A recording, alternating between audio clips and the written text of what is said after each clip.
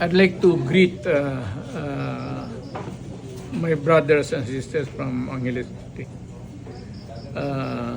I know that we have a tentative schedule for a rally in your city, and you have accepted, at least some of you, if not all, accepted the idea of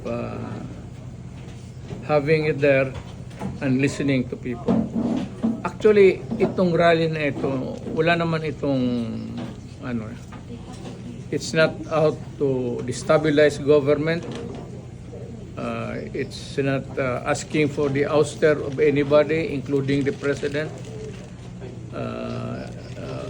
It's not about some personalities also in government. Wala.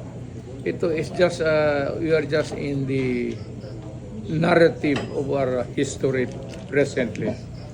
Parang part ito ng buhay natin at bukas para sa ating mga anak.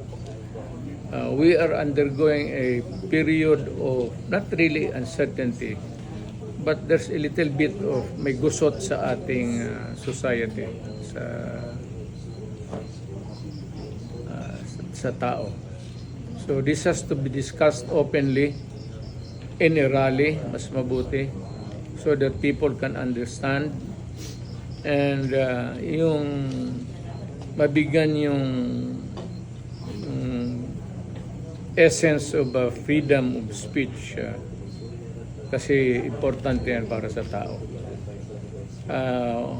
Nothing to worry about. Kayong mga opposition, government, military, do not worry.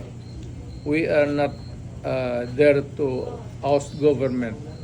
We are there to talk about government and preserving it for the people of the Republic of the Philippines. Thank you.